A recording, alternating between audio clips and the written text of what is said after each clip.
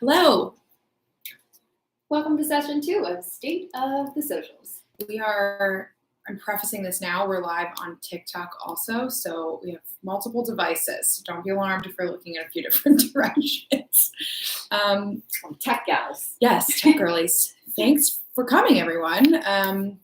Really excited to get started today. So this is the session in our State of Social series, and for this second topic, we actually asked the people what they wanted to hear most about in terms of social media. So we just wanted to give a shout out to our So Social Slack community. If you're not a part of it already, we would love for you to join. We will drop the link in the chat to join that as well at the end here.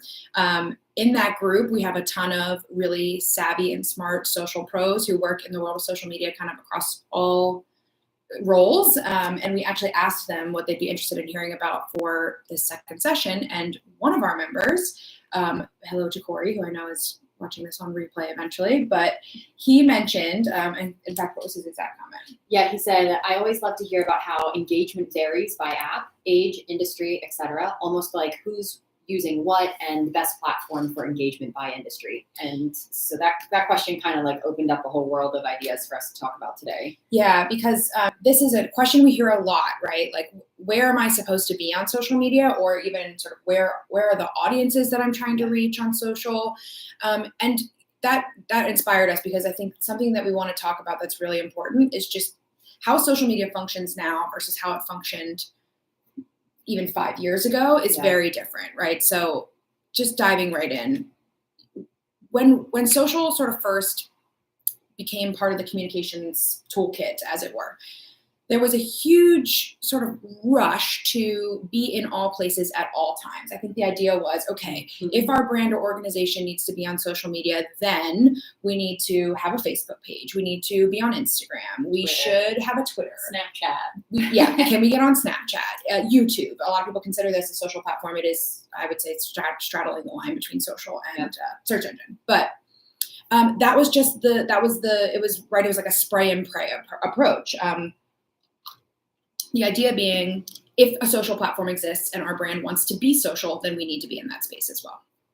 The truth of the matter is, that might have never really worked, to be frank, but also, more importantly, it doesn't work now, right? So you can have presence in every channel if you'd like, but that doesn't mean that you're going to necessarily reach all of the people that you're hoping to reach, or even sort of end up making any content of value, right? Because I think one of the biggest temptations is to be in all places at all times, and secondarily talk to all people at all times. And what you wind up doing in that case is talking to nobody, right? Well, I think to that point as well, when that was more of a trend to exist everywhere, kind of sort of quantity over quality, that was when you had one marketing strategy that kind of played for every single platform you were on. Whereas now the industry is changing so much that if you don't have an individual strategy for each platform that you're on, then you're not speaking to anybody, you're not providing value, you're not going to hit the market like it needs to be hit on that platform. Right.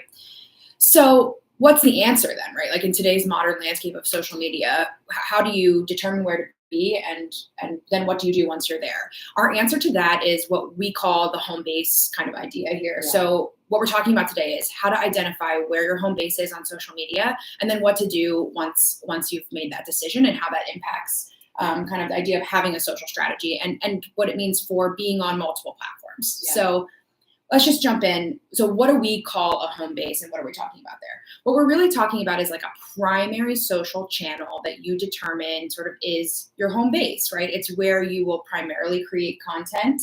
It's where you are going to focus your efforts. Doesn't mean it's your only space on social, but it's sort of the top of the list, right? If you could only create content for one space, or you could only connect with your audience in one space, that channel becomes your home base platform. So you're probably like, great, but okay, how do I choose a home base? And that is the deeper question here. But before we jump into choosing, one thing we want to emphasize is, right, like when you make a decision around choosing a home-based social platform, what you're really deciding is how does my organization or brand best like to present content? I think that's part of it, the content format. And then secondarily, it It's sort of where can I reach the audience that I'm hoping to reach? Or like where is your existing audience at already? So we want to share some data around kind of social. Sprout Social just released a really interesting set of data around, they do this every year, around the users and demographics, kind of who's where on social media. We're going to share the high level of those right now because it's interesting, but we want to caveat it with this. You can't just make decisions based on where the data tells you that your audience is. It's more about where you can make a connection with your audience, right? So before we jump in, here's what you should know about who's where on social. And we'll post this link in the description as well, so you can see this with your own eyes. So in terms of platform growth, the highest growing user base on any social platform in 2021, because we're looking at 2021 data, was probably unsurprising to anybody here, TikTok. They grew their user base by 18%, over 18% actually, year over year. So that's a huge jump in users. We know that's definitely attributed to pandemic. A lot of folks kind of were open, like their world was sort of open to TikTok for the first time in 2021. So definitely no surprise to see that there was a huge growth in terms of the user base on TikTok. And the least growing platform was actually Facebook. And that has something to do with the fact that Facebook has longevity, right? It's been in the market a really long time. So users who are going to have a presence on Facebook probably have already claimed their profiles and sort of put their stake in the ground on Facebook, but they only saw it's actually less than 1%, 0.8% of user growth year over year.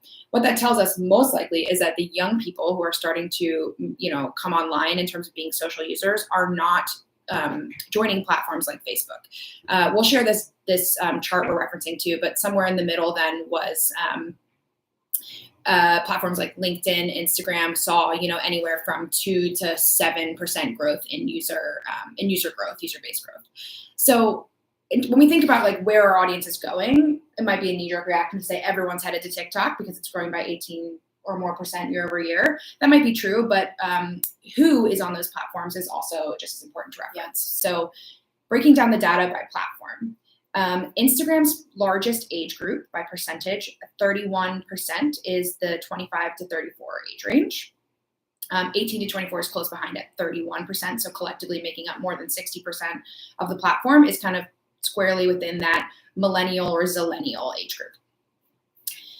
When we look to TikTok, the largest age group by data in 2021 was 10 to 19. But what we also know is that the largest growing segment of data or of users on TikTok is the 35 and older group, actually. Yeah. And those in an household income of $100,000 or more a year, which is, I think a lot of people are shocked to hear because I think TikTok has a reputation of being really young. Just really young, which may have been true, but is no longer. What that tells us is the younger aged generations are driving the content. They're deciding what's sticking and what's not. But then the older users on TikTok are the ones like keeping it going and driving it, like interacting and engaging. Twitter, the primary demographic age-wise there is 18 to 29. Also, this report is excellent. It breaks down gender, time spent on the platform, things of this nature, but just to give a high-level overview. 18 to 29 on Twitter is about almost half of their user population. LinkedIn, largest age group there is 25 to 34. It's more than just about 60% of their user database. Makes total sense. LinkedIn is primarily a work-related platform. So that's the working age, really, once you sort of look at kind of, 18 and up, basically. And then in terms of LinkedIn, just while we're on that one, I'm going to make a prediction that I'm going to see the LinkedIn start to really aggressively adopt a video. Yeah. Because we've even played with that a little bit in the past few weeks, is taking some of our TikToks, posting them on LinkedIn. And I think people are just, LinkedIn has a lot of like long form posts that people will put a story in or a metaphor or something inspirational, but that could easily be replaced with video. So I'm excited to see how that platform adapts. Yeah. Then this report also breaks down users for YouTube, Snapchat, some of the smaller platforms. We won't touch on those here just because we're going to stay pretty high level. But okay, so what do we know then basically out of that data? What that says is each platform has a primary age group or primary demographic of users, but we hardly say this, but if we look at the data aside, what do we know, right? We know that users on social media are everywhere. And what we really know from in practice with client work is that you can find your audience very likely on any of those platforms if you are providing content that will attract them to your pages, content that is valuable, educational, inspirational, entertains them. You will probably be able to find your user segment on any platform. So that said, how you should select the platform that will become your home base. Once you're, take the data into account, think about who you're trying to reach. Certainly, audience should be a driver of your strategy, but then think about, how do I, as a creator, or how do we as a brand or as an organization primarily feel most comfortable bringing ourselves to life online, right? So if you're thinking, we are squarely thought leaders and we're really looking to share data, resources, high-level takeaways, white paper style information. We want to dig deep into what we're finding out in the world. You might be best on a platform like LinkedIn, right? Because the content that is best supported on a platform like LinkedIn is going to be primarily, work and data centric. They actually have the facilities to post long form written content that is, blog-esque. You can write articles on LinkedIn. Easily apply links to the posts. Yeah.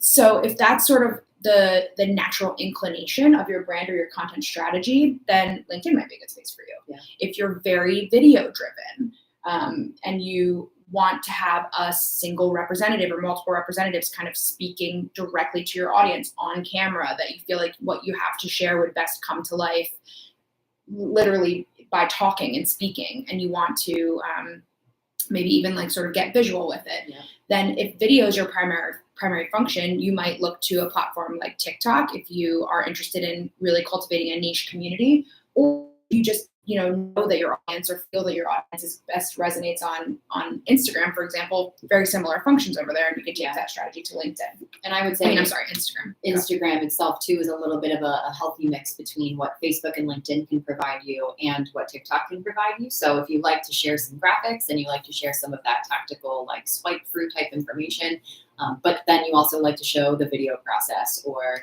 like share thought leader type things via video, Instagram can support that through Reels, the feed, the story. So Instagram is like a little bit of a sweet mix between all the platforms at this time. Yep. So content format's a part of the equation. The other part of the equation, right, is think about the goal of the kind of content that you're creating. Yeah. If you are a business, for example, maybe you're e-commerce, so your goal really is you're a thought leader, right? Like for example, if you manage the pages for, say you work for a company and you're directed to support the social strategy of the executives of your company, for example, right? That happens a lot. Like, you're the ghostwriter for the CEO's LinkedIn posts. Maybe the goal there is not traffic necessarily, but engagement. You're trying to build their platform and you want people to tune in and know that they're an expert in their field.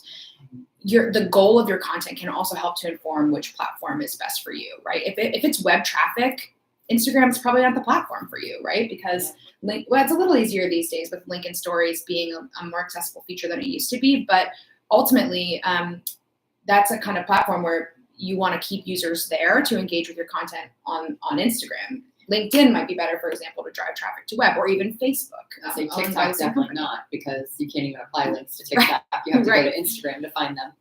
So you can take all of these sort of different elements into account, but what we're really trying to drive home here is that once you've determined sort of a place where you'd like to kind of stake your claim and call that your home-based platform, when you go to create content, that is the primary location for that content to go live on social, right? So think of it as like sort of a hub and spoke model. So if you've got your social strategy, which should be driven by your goals and your metrics, and you know who you're trying to reach, at the center of your sort of, imagine a wheel. At the center of your wheel should be your home-based platform, right? So if you determine that platform, for example, is TikTok, then TikTok becomes your home-based platform. It's where content is created primarily for, and it's where content should go sort of maybe first, or is like sort of the place that you begin, right? That does not mean then that you don't need or can't have the other channels, right? So say you've determined TikTok as your primary channel, but you are also trying to reach, for example, you're trying to expand your community. LinkedIn is a space where you can tap that audience. Great. LinkedIn now is a sort of spoke off of your main wheel of content, right? Take the TikTok videos that you're creating, transcribe them, turn them into a LinkedIn post. Yep. Take the TikTok videos you're creating, actually use that video file, cross-share that to another channel like LinkedIn. Yep. Ask questions on your TikTok channel, right? What do you interest of your audience as you build them? Get an understanding of what they're looking for. Use that to generate new content for another channel, LinkedIn and Instagram, whatever that might be. Yeah. This is what we mean by a home-based strategy, right? So the reason that this is the most sort of valuable approach you can take to social, especially if you're a single team or a team of one or a team of very few people creating, is it's going to simplify your creation process, right? When you know that and we can speak to this, right? When you think of social, it's very easy to be like, okay, well, for example, we want to promote this event that we're hosting right now. We want to promote our live stream, which is sharing industry tips. Okay, well, we could make a TikTok. We could throw it on Instagram. How about an Instagram story? We could write it on LinkedIn. We could have people share a post on LinkedIn. We could make a Facebook event. We could go schedule it on YouTube. It's overwhelming, right? Like because the truth is you can do any of those things. Yeah.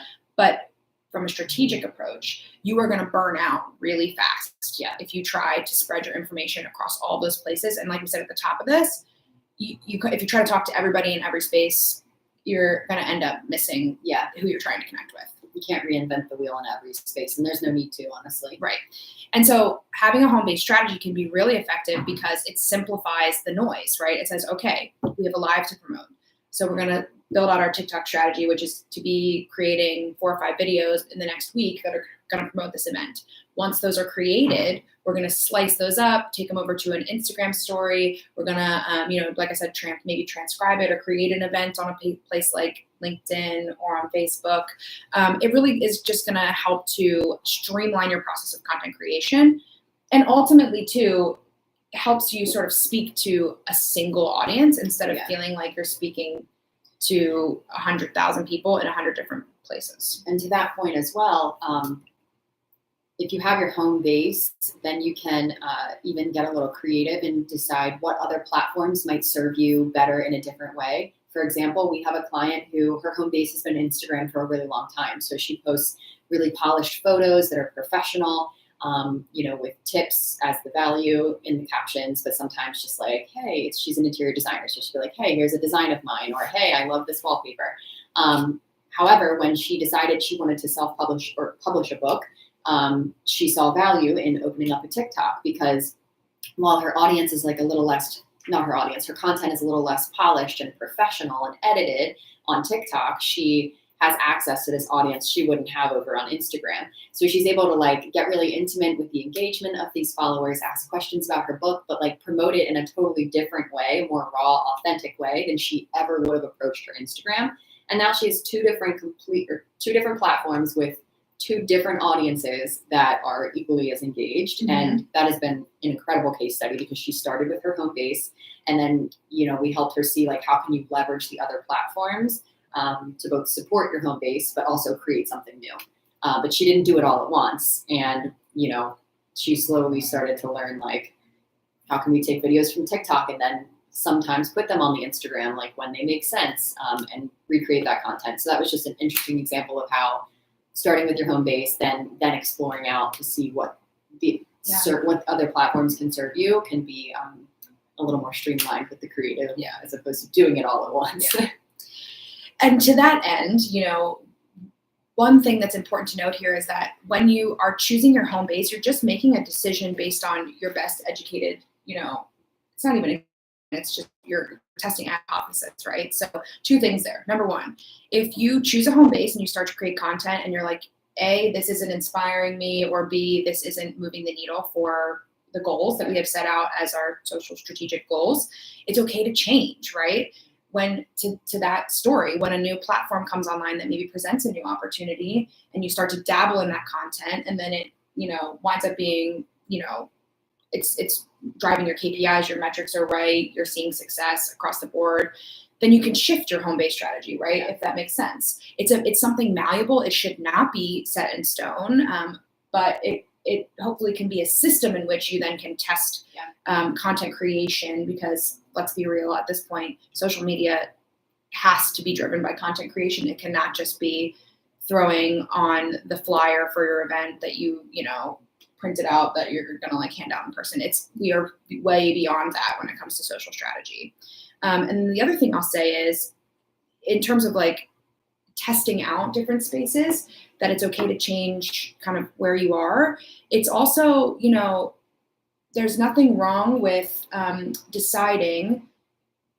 So maybe I can illustrate this best with an example.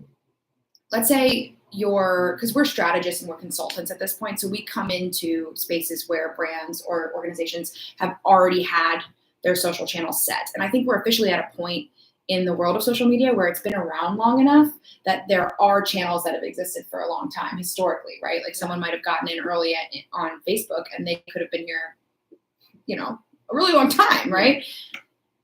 There is merit in taking a look at kind of where you are every once in a while and saying, does this still serve us? Are these platforms still serving us? I think there's a very, very strange attachment to social platforms where it's like, if it's already there, deleting it feels like a really big deal, or stopping creation of content for that channel feels like a big deal, especially in the corporate space, right? And especially if you work with a team or a company who has a clear set of like competitors that they track. And if those competitors are in those spaces, it's like, well, X, Y, and Z is on Twitter, so we need to be on Twitter, right? And I say Twitter because this is a really good example. There are definitely brands that we have worked with, organizations we have worked with, where we have said that channel that you had that may have worked in the past, it's okay to let that go because it's not serving you, and the content you're creating is not easily cross-shared to that channel. It doesn't resonate with that channel. Take the lead from what you're seeing, right? So if you are in a position where you feel overwhelmed because you're responsible for managing 5, 6, 7 social channels for a brand or an organization that you work for or work with, I think it's actually more impressive than anything if you take stock and really take a look at what's working and what's not, make a decision about what becomes your home-based platform, and make a decision about if there are platforms that need to be left or sunsetted, right? To say, that was serving us at one time, it's not serving us anymore.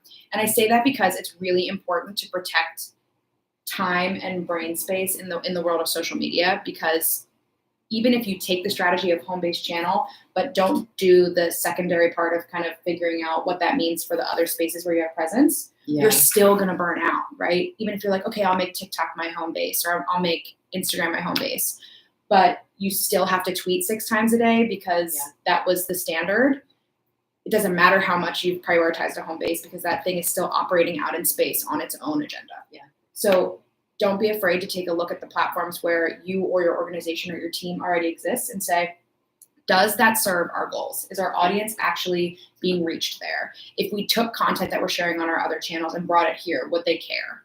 Are we going to see anything out of it? If the answer is no, then at minimum, stop doing it, right? You don't have to delete the whole thing, but don't waste time doing things that are not serving your bottom line and your end goals. And I don't know why that's like not discussed more in this industry. I think it's because I really do think it boils down to like just really not wanting to not be in a space, FOMO, right? Like it's like, I don't want to be left behind. Well, and we established in the beginning of this that we are coming into a space of really quality over quantity. So existing on every single platform is less popular now, as opposed to existing on 1 or 2, 3 platforms that you're dominating. And like to Paige's point, you can shift your strategy, right? Or you can decide to stop posting on a platform. Or what we do for a lot of our clients now, we don't really have any clients that are Facebook first. We have a few that are, but mainly we stick our Instagram strategy and copy and paste it onto Facebook for every client, because anymore, why put energy into extra Facebook posts when we can just quickly share the photo right from Instagram, remove the hashtags, make it relevant, look good on the platform. So totally. You can easily Funnily enough, it looks like Steph Ellis in the chat has literally just asked that question. So Steph, I must have read your mind, or you read mine. Steph in the chat also just asked a second question sort of around this notion of like when it's time to remove a platform. And the second question there is how to have a conversation with leadership around removing it. Hugely important element, right? Because especially whether you are a social consultant, whether you are a social media team member on a full-time team at an organization, or maybe you're just a communications team manager who has been told that social media is now your job, it can feel hard to make a decision about a channel because it's not who said it's your place to say like shut something down, right? So this is our recommendations around that. Number one, we always will say go back to the data, right? Go back to the data and let it tell your story for you. How can you do that? Number one, there are updated every single year benchmarks for industry standards of engagement by like vertical, right? So fashion, food, corporate, like that you can find your industry broken down. I think Sprout and another tool, Rival IQ, do a really good job of giving benchmarks out every year. You just search like your industry and engagement rate. Average engagement rate or engagement rate benchmark. Yep. Go look and see what it's supposed to be, right? It's probably in the 2-3%. Yeah. It's not usually very high, but very often, and I hate to keep calling out Twitter because Twitter can be a really great place, especially for certain brands. But for example, you'll probably find your Twitter engagement rate is like below 1%. And if you don't know how to calculate your engagement rate, either through like a tool that you use or otherwise, you can actually Social Blade will pull that for you, or you can just Google average engagement rate equation. It's very easy. You basically just take like the average engagements on a certain number of posts, divide by the number of posts, and then divide that by your number of followers. It gives you your average engagement rate. It tells you how much of your audience is actually engaging with your content. If the data right there says your audience is not engaging, you already have a platform to stand on, no pun intended, to say, hey, we're putting a lot of time and effort into this space and our audience is not resonating with the content we're sharing here. Or moreover, we just aren't connected with our audience on this space, right? Like we're speaking to someone, but it's not our primary audience. That's one way to start. Yeah. Another great way to do this is, especially if you work on a team, or for a leadership team that you have to give this kind of feedback to, track your time on how much time you're spending creating content on those spaces, right? Because literally just toggle your time when you're scheduling, creating content.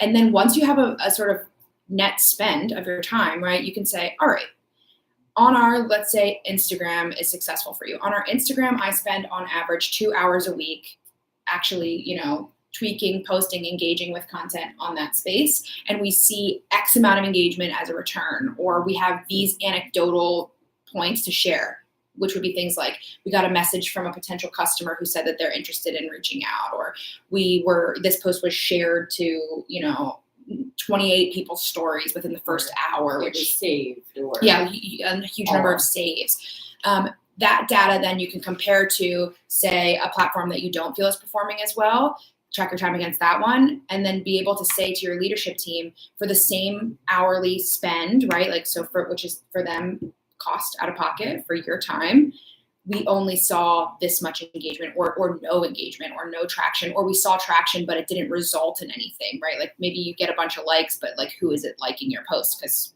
And also what's a like anymore? You know what I mean? Like that's not traffic. It's not, genuine engagement. It's not building relationships, building community. Take that data right back and say, okay, here's these two channels, same amount of time spent. And we saw this much return on a space that's performing and this much return on a space that is not. I would start there. If they rebuttal and say, oh, but our biggest competitor blank is on that space, you can do the math on their numbers too, right? We're at this weird point in social where like there's enough historic time now that like they might have cultivated a really large following or something like that, which to the untrained non-social eye is going to look like success. Take a look, calculate their engagement rate, Social Blade them. You can look up their engagement rate on that tool as well. You might find that their engagement also sucks on a similar platform, right? So then you can take that back to leadership and say, I know you think that we need to compete because they're winning in this space, but they are not winning in this space, right? You reminded me of a similar situation I've run in, also like in the ad space. I know that there's like a Facebook ad library. You can look up a business to see like what ads they're running. Because I've been in spaces in the past where a client has said, oh, well, I see this person's ad pop up all the time. Why aren't our ads popping up the same way? And I'll look at their account and well, they're putting hundreds of thousands of dollars behind their ads. So it's good to give that background information that a general user might not understand. Yeah. And I think another thing too is if you aren't getting the buy-in that you need from a leadership team or from even like your direct team on platforms, show and tell, right? So you don't have to tell them that you're doing it, but take the home base approach for the next 2 weeks of content that you produce. Then say, okay, you know what? I think we should, wage our bets on LinkedIn. So I'm going to spend an extra hour to really making sure that each piece of content that we're generating has a clear and primary focus on my home base of choice. In this case, if it's LinkedIn, that doesn't mean you don't do the rest of your content, right? But think of everything through the lens of, if my primary audience is in that one space and I really want to reach them there, I'm going to think of that space and those people first when I create this content. Even just that shift in mindset might, is powerful, and also might do the trick, right? To be able to say, it might move the needle just enough where you can say, okay, and take that take data back and say, I tested, I did a little experiment, and when we focused on this channel, here's what we saw as compared to 2 weeks ago when we, we're not making that kind of same focus on a primary space or a primary audience. I think that's such an important question, because I do think that we are in a space now where it's important that we stand up and say when we think that something, we shouldn't be in a space, that it's heard, and it's comes from a place of strategy. Because I think the biggest reason we wanted to take this topic on in general is because it's just spray and pray. It's just a terrible waste of everyone's time. It's exhausting. It's exhausting. It's why there are social media manager whole channel memes of social channels of memes about how hard this field can be. Working smarter and not working harder is a work in progress in this field, absolutely. But this is one key place that we think there can be major improvement across the board. And I should say, we do this process when we audit new clients in our work. Yes. This is the first thing we do. You want to talk about stop, start, keep? Because that's a clear example. I was just going to say that, don't reinvent the wheel in many ways when it comes to running social for yourself, but also your competitors can be some of your most biggest inspiration. Mm-hmm. Not in just the terms of what content are they creating, but look at the platforms they're on. Look at how they're approaching platforms. Maybe they are on Twitter, but they're only using Twitter Spaces to host live podcasts, or maybe they're only on Facebook to have private Facebook groups. See where your competitors are at. We always run in the audits for our clients. We'll look at what their Instagram, and not just Instagram, all their social platforms look like, but we'll also look at their top competitors. So if you're a hair salon that we sign on as a client, we're going to look at not only the hair salons that you feel like are your direct competitors in the area, but we're also going to look at a salon in New York City and a salon in LA. That's totally out of the realm that they would be in terms of competitors, but to see in the hairstyle industry, what are other people doing? How are they taking on the platforms? And how is it different and innovative? And then take that idea as your own. Obviously, you can't copy it word for word, but take the idea and see how you can implement it for your industry and for that platform. A piece of specific analysis that we give our clients is a feedback system called Stop, Start, Keep. Steph, you're going to laugh at me. I actually learned this at a yoga training, and this is how we gave feedback as yoga teachers to each other, but it's applicable in any space. Mm-hmm. So we look at what they're doing, what is there currently, and we tell them, on Facebook, start doing this, stop doing this, and keep doing this. On Instagram, start doing this, stop doing this, keep doing this. And what that form of feedback does is it keeps it factual, emotion is removed, and it's just observant. What do you see? What's working, what's not working, and what do you have a missed opportunity for? You raise a great point too that I think is maybe a bigger conversation than this specific topic, but I think it's important, right? Even if you are in a role that you've been in, or tremendous value in regularly auditing your own spaces, and employing that tactic, right? And take a look at your competitors, at yourself, and figure out what can be stopped, what can start up, and what you can keep doing. Because in doing this, I think you'll come to see sooner rather than later when channels are starting to take a turn, right? Yeah. If we would have had this conversation even 3 years ago, the Instagram would be coming out of our mouths a lot more, because that was really not everyone, but it was a hugely growing space, and it was a primary channel for a lot of people. So we would have been talking about that space more. Today, we're still talking about it, but the data doesn't lie. 18% user base growth year over year for a place like TikTok, which by the way, I think grew 87% the year prior, 2020. That's crazy. So, as this is an ever-changing industry, nothing about social media is stagnant. And we should know that based on the way that the platforms move every day, right? Yeah. Content literally moves on your feed. It starts in one place and goes to another, whether we like it or not, right? And it's served to different people. Yeah. So our approach to how we strategize on these channels should also be malleable and should also change over time. And part of that is just quite simply taking stock every once in a while, which is a great way to implement this home-based kind of technique, because you can, in those audits, then make a decision. Hey, the data says that even though I thought our home base should be LinkedIn last year, we're actually finding that our Instagram is where we're getting the most value out of creating content. So let's shift our focus to that platform and treat the others as support for that same platform. As an example, let's not forget when we did something like this last summer on Clubhouse. Yes, that's very true. Which was a platform that really took form last year. And once it became loud, we got on it because we're like, all right, let's try this out. So we hosted like a Friday kind of chat on Clubhouse, which if you don't know what that is, it's kind of like live podcast sessions that you can like jump into as a user and jump out into different rooms. And after a while, we're like, okay, we don't really see this taking off in a way that we want it to, or we're not getting much conversion. So then, we shifted our strategy to be YouTube Live, and now we're also on TikTok Live. So that's just an example of platforms come into the space, they're new, you try them out, and you can say, okay, no, thank you. I tried that, didn't like it, or I loved it, and now we have a new home base. Yep. I mean, and I think like right now we can look at some really, like, they're in the news more, but they're great examples. Like I think of Duolingo, for example. They probably, first of all, TikTok, they weren't on TikTok 2 years ago. Yeah. But imagine if they weren't open to shifting their home-based strategy, right?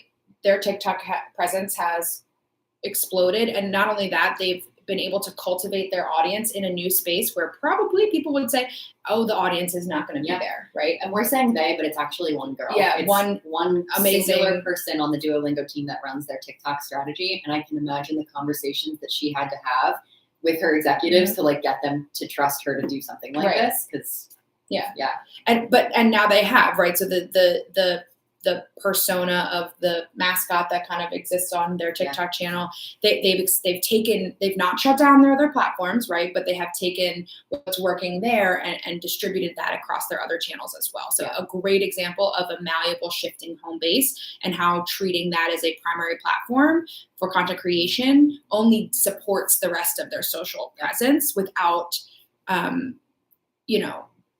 diversifying or differentiating way too much, right? Like they could have taken the approach of being like, okay, well that works on TikTok, but we're going to leave it there. Instead, they're spreading that kind of across other channels. And that to us is what we're trying to say, right? That's success, right? To take cues from your home-based channel, create, and then figure out other ways that is shared across other spaces. In a perfect world, we would have like a very specific channel specific strategy for every space, and in theory you could be in all places and do all things. What that would require though is like a huge team for each platform, which is, just because it's doable does not mean it's right or strategic, right, or makes sense for the bottom line. So don't do it. Another example that's coming to mind is Clippy. Microsoft's Clippy. I saw pop up on my TikTok the other day, like the actual, remember when we had our, like, I don't know, back in the early 2000s, our computers had the little paperclip that would pop up and ask if you needed help with your Word document. They now have Clippy on TikTok as like a life-size mascot, just like Duolingo, which I thought was a really beautiful example of an old brand like coming around and doing the right thing and hiring young creatives to take over the right platforms. So yeah, I mean, I guess in conclusion, right, what we're saying here is, when you think of where to be on social channels, whether this is for your own organization or an organization that you work for or with, that may already have presence in a lot of spaces and feels kind of diversified, a great way to approach building a strategy that makes sense and can avoid burnout is to choose a home-based platform. Choose that platform in an informed way. Use your audience data, look at your competitors, and take into account where you are going to feel most comfortable and most inspired sharing content in a certain format, and let the format give you cues as well. Yeah. Taking stock of all those different variables should lead you in the direction of a platform that stands out, to feel like that feels like a comfortable place where we can regularly create content, and then take that content, repurpose it, repackage it, leverage it across your other social channels, and take stock of those other social channels enough to say, if any of these are no longer serving us, or we're no longer reaching our audiences in the right spaces, that we can either sideline or at least downgrade the level of effort that we're putting into those spaces. Avoid the urge to feel like you must be in all places at all times. You do not have to be. You can be successful in one or two or any number of channels if you're creating content at the end of the day that feels right to you. And then our bottom line that we will always say is, if the content is valuable, if the drive values you're hoping to reach, they will come and they will engage with you, and you will find success no matter what channel you decide to leverage. Yeah. As long as you keep in mind the notion of making informed decisions about where you want to share things, and then pair that up with a strong social strategy around delivering value, no matter what you're doing, which is another whole conversation, but it is the through line through everything we do, and we'll always come back to that. So that's that.